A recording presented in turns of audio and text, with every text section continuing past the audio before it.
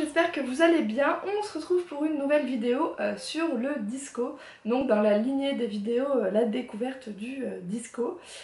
C'est la deuxième fois que je filme cette vidéo parce que la première fois je pensais l'avoir copiée sur mon ordinateur avant de l'effacer sur la carte, mais ce n'est pas le cas. Donc voilà, j'ai un peu les boules contre moi-même, mais je vais refilmer cette vidéo. La dernière fois en fait elle durait 20 minutes, donc je pense qu'en fait je vais la couper en 2 vidéos. Ça fera, je préfère faire des plus petites vidéos, que ça vous ennuie pas au bout de 20 minutes, ça peut faire assez long. Donc aujourd'hui, je voulais vous parler des caractéristiques un peu du disco, comment ça se danse, un peu plus qu'est-ce que c'est, parce que la dernière fois je vous parlais de son histoire. Donc là, vous parlez un peu de voilà, comment ça se passe. Et puis je pense que la fois suivante, je vous ferai peut-être des questions-réponses. Enfin voilà, si vous avez des questions, n'hésitez pas à les poser en commentaire.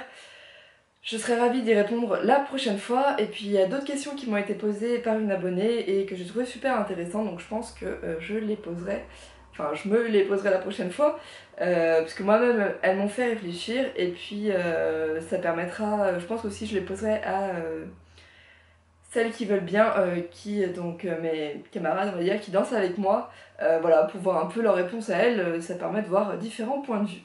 Donc on va commencer tout de suite et il faut que j'arrête de dire des donc. Alors je vais sortir mon cahier mais je l'ai rangé, je le ressors. Voici, voilà. Hop. Je voulais commencer par la musique. Donc la dernière fois vous avez vu que le disco c'était une danse un peu assez sportive on va dire, très cardiaque, très physique. Enfin non, vous l'avez pas vu la dernière fois, vous l'avez vu plutôt si vous avez vu des vidéos si vous avez déjà vu des vidéos de disco. Donc non, on fera ça après. On danse sur des musiques qui sont assez toniques, assez rapides et surtout qui ont des temps assez marqués. Et pour toutes les musiques qui ont le même temps, les mêmes 8 temps séparés de la même vitesse.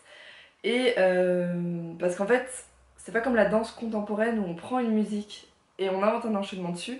Non, là c'est on invente un enchaînement et il faut qu'il aille sur toutes les musiques de disco, parce que toutes les musiques donc sont basées sur le même rythme. Parce qu'en fait quand on est en compétition, on ne sait pas à l'avance sur quelle musique on va danser, ça dépend de quand est-ce qu'on passe dans la journée pour pas que les gens entendent la même musique tout le long. La musique change tout le temps. Et donc voilà, on sait pas à l'avance ce qu'on va avoir. C'est sûr qu'il y a des musiques des fois qui nous entraînent plus que d'autres, mais au final notre enchaînement est dansable sur toutes les musiques. On apprend juste à compter le rythme et à compter le début pour pas que l'enchaînement... Et là on a l'impression qu'il est à côté de la plaque par rapport à la musique, que ce soit sur des boum boum assez précis on va dire. Et donc cette musique, la plupart du temps c'est des morceaux qu'on entend à la radio qui sont remixés et qui sont accélérés pour la plupart pour convenir au bon rythme. Je vais vous en faire écouter deux. Un que je sais pas si beaucoup de monde le connaît. J'espère que ça fait fort.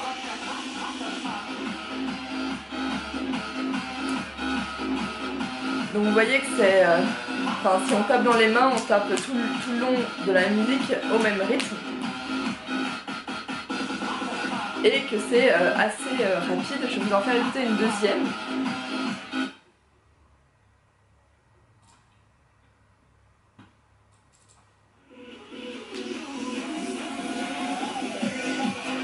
Donc là c'est Timber de Kesha et Pitbull qui a été remixé et accéléré pour qu'on puisse danser dessus.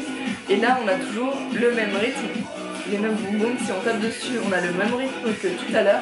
Donc on peut danser sur cette musique comme sur celle d'avant.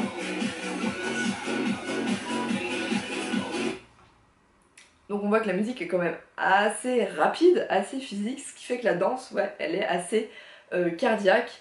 Et que du coup, voilà, on bosse pas mal le cardiaque pour arriver à tenir, parce que bien sûr on danse 1 minute, comme ça on se dit qu'1 minute c'est pas beaucoup, mais en fait quand on est dedans, quand on est en train de danser, la minute on a l'impression qu'elle dure des heures, qu'elle se finit jamais, et on a du mal à arriver à la fin. Si vous regardez les vidéos, vous verrez que, on est complètement, on sent qu'on est naze à la fin par rapport à l'international où ils ont plus le temps de travailler parce qu'ils ont beaucoup d'entraînement par semaine, où là eux ils arrivent à tenir la minute et on a l'impression qu'ils n'ont pas fait d'effort, que voilà, tout va bien, ils sont juste allés faire, je sais plus, on nous avait dit à quoi ça correspondait au niveau de course, à quoi ça correspondait, mais c'était un truc assez énorme.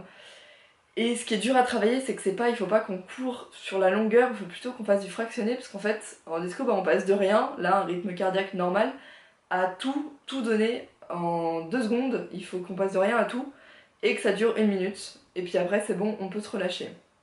Donc voilà, il faut travailler en fractionné et c'est pas toujours facile de travailler comme ça quoi. De travailler le cardiaque, sachant qu'on n'a pas non plus énormément de cours par semaine. Donc si on commence à travailler le cardiaque au début, eh ben on va être complètement naze pour travailler les enchaînements derrière. Donc voilà, c'est un peu dur de... Enfin, il faut qu'on essaye de travailler chez nous le soir ou le week-end en allant courir. Mais voilà, ce qui est le plus dur, c'est que souvent quand il y a des périodes de scolaire où on n'a plus cours, par exemple pendant 2 semaines, on a l'impression de tout perdre. Que pendant 2 semaines, voilà, on arrive, avant les 2 semaines, ça va, on maîtrise notre enchaînement. Après on essaye de le refaire, on a perdu le punch, la vitalité, et on n'arrive pas à le tenir jusqu'en entier. Donc en compétition, on a le stress et l'adrénaline qui nous fait tenir un peu plus, mais il faut quand même qu'on arrive à le travailler en cours parce que sinon on n'arrive pas à tenir jusqu'à la fin, il faut arriver à économiser les efforts pour tenir du début à la fin. On continue donc avec plutôt les mouvements qui sont utilisés, qui sont des mouvements plutôt assez amples. Donc c'est des grands tours de bras, donc là on va rien voir à la caméra, mais c'est pas grave. Des grands tours de bras, des choses assez énergiques pour que les juges, en fait, ça attire l'œil des juges qu'on nous voit, parce que le disco il se danse plutôt en compétition qu'en loisir, j'en ai pas beaucoup vu en loisir.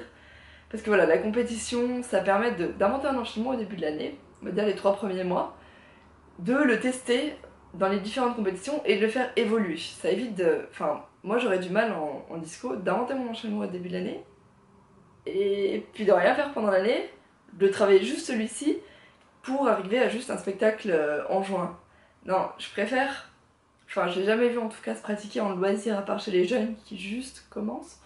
Comment dire? Voilà, on commence à faire notre enchaînement au début de l'année, donc c'est la partie, je trouve, la plus intéressante de monter l'enchaînement de A à Z. On le teste pendant les premières compétitions, et puis là on le fait évoluer en fait. Au fur et à mesure de l'année, il évolue, on n'a pas le même enchaînement qu'au début de l'année. Parce qu'on se rend compte que voilà, ça rend pas comme on voudrait. On a eu une meilleure idée pour une autre chose, donc voilà, on le fait évoluer et c'est ça que je trouve très intéressant dans cette danse, c'est qu'on passe pas toute l'année sur la même chose et qu'on fait plein de choses, on le fait évoluer, on le teste et voilà, on essaye d'adapter les choses à soi, les mouvements à soi-même, parce que pour s'inspirer des mouvements, on s'inspire de ce qu'on voit sur d'autres vidéos, de ce qu'on voit faire d'autres compétitrices. Et on essaye de s'approprier les mouvements. Il faut essayer de les faire et ensuite se les approprier parce qu'on ne danse pas toutes de la même façon, on n'a pas toutes les mêmes possibilités, que ce soit en souplesse ou non. Et donc voilà, c'est s'approprier les choses et arriver à trouver sa façon de danser. Donc voilà, des mouvements assez énergiques, assez visibles, qui soient tendus jusqu'au bout des mains. Et puis on a de plus en plus de temps un petit peu d'arrêt où voilà, il y a un regard qui passe, un petit mouvement de bras, un petit jeu sur les cheveux.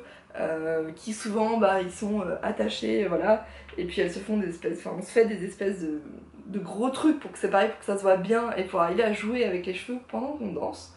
Donc voilà, je vais vous mettre tout de suite quelques exemples de mouvements qui peuvent se faire.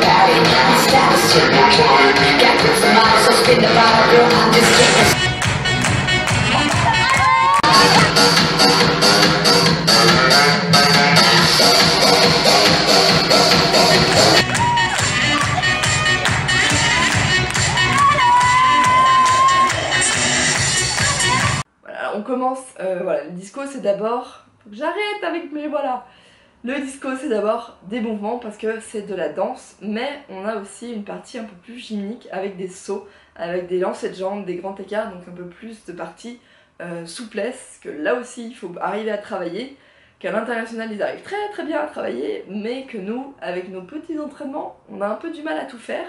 Donc il faut arriver à s'entraîner chez soi le soir, à se motiver pour voilà, aller s'assouplir un petit peu, un petit grand écart par-ci, un petit grand écart par-là, et c'est pas toujours facile.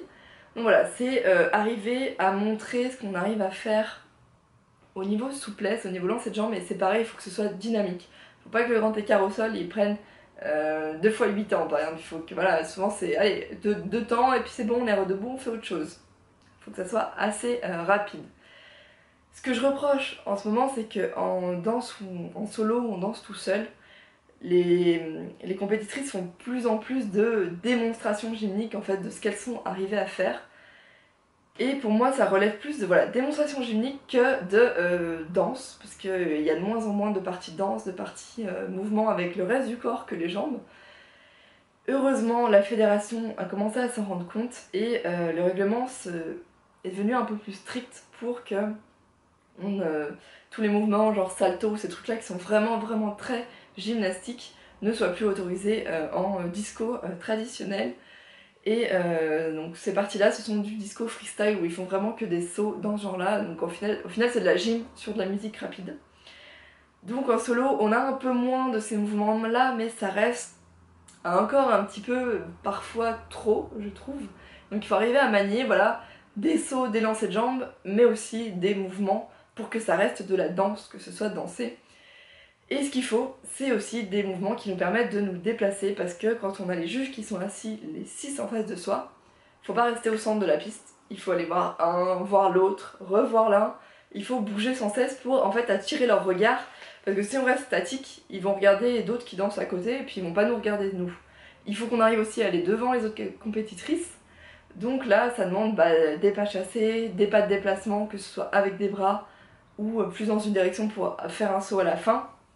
Il faut arriver à manier tout ça pour ne pas être statique, avoir des mouvements amples qui permettent d'être vus et aussi des mouvements de souplesse pour permettre, pour que les juges puissent voir ce qu'on arrive à faire. Donc je vous mets encore quelques exemples tirés de compétitions.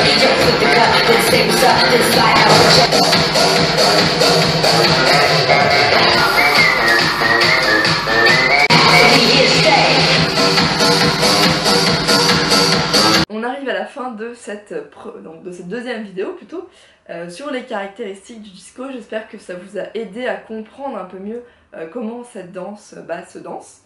N'hésitez pas à me poser toutes vos questions en commentaire. J'aimerais bien. Ça me ferait vraiment plaisir de pouvoir vous répondre dans une autre vidéo à toutes ces questions que vous pouvez vous poser, puis voir un peu le disco à travers vos yeux aussi, parce que moi je le vis au quotidien à travers les yeux d'une danseuse, donc les voir à travers d'autres personnes, ça serait, c'est intéressant. J'espère que ça vous donnera au fur et à mesure envie de tester cette danse. Ça me ferait plaisir aussi qu'il y ait de plus en plus de danseuses en France, parce que on en a de moins en moins et c'est dommage, je trouve, qu'il y ait une forme de danse qui un peu s'éteigne en France, alors que on pourrait arriver à faire des choses vraiment bien, parce qu'à force d'aller à l'international, on ramène des choses en France. Et ça permettrait de faire grandir un peu d'autres danseuses.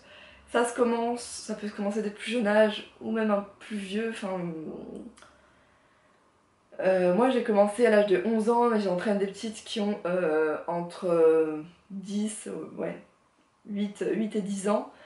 Ça peut se commencer à l'adolescence, il n'y a pas de souci. Si vous voulez plus d'informations, n'hésitez pas à me poser vos questions, j'y répondrai avec grand plaisir. Je vous mets en commentaire, en barre d'infos, le lien vers la première vidéo. Et puis je vous dis à très bientôt pour une prochaine vidéo.